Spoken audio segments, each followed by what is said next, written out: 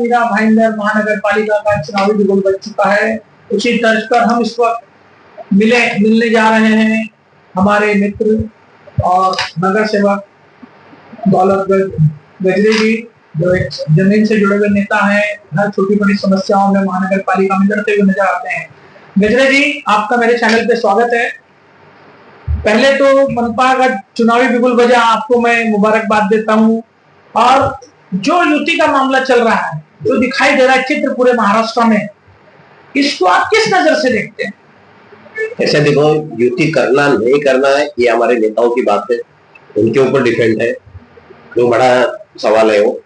और जहां तक के मुख्यमंत्री जी ने भी कहा है कहीं युति होगी और कहीं नहीं होगी, तो उसका प्रश्न का सवाल हम दे नहीं पाए थे, तो वो सवाल तो नेता ही दे पाएंगे। आपकी वार्ड नंबर 18 है। 5 साल आप लोग नगर सेवक रहे, 3 साल प्रशासनिक रहा। तो आपके कार्यकाल में क्या क्या काम ऐसे हुए जो लोगों को हम लेके बात कर सकते हैं, भाई ये काम बीजेपी के नगर सेवकों ने किया?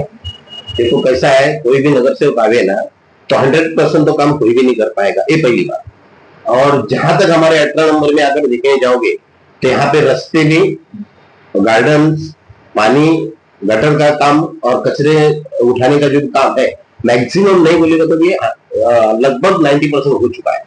ऐसा क्या लगता है आपको कि भाई, एक होता है ना मन में पीस रह जाती है कि यार ये काम हम लोग नहीं कर पाए, आप लोगों का जो पैनल था ये रह गया, ऐसा कोई काम जो आप अब चुन के आए तो करें, ऐसा कुछ काम नजर आता है? एक ही काम था, वो बड़ा काम था पानी का, जो हमारे 2022 के अंदर वो काम होना चाहिए था।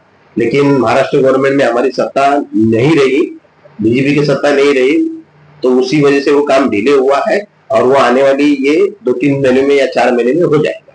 वही हमारी की इच्छा थी कि काम होना चाहिए, 24 घंटा पानी मेरा अंदर में मिलना चाहिए था, वो एक काम बचा है। जब जैसे ये जो आपका प्रभाग आता है, ये प्रभाग विधायक और परिवहन मंत्री हमारे विधायक प्रताप सरनाईक जी के वार्ड में आता है, तो यहाँ उनका वर्चस्व नजर आता है, यहाँ से बहुत अच्छी बातें उनको मिली।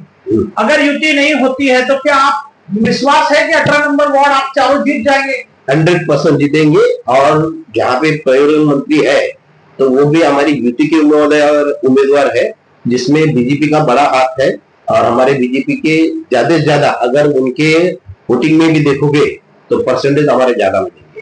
तो बीजेपी के वोट ज्यादा है और काम करने वाले कार्यकर्ता भी हमारे बीजेपी के ज्यादा है। और बीजेपी पार्टी ईमानदारी से काम करती है, जो युति होगी तो भी और पर्सनल लड़ेंगे तो भी हमारे कार्यकर्ता ईमानदार है, पार्टी से लगाव है और पार्टी के साथ रहते हैं।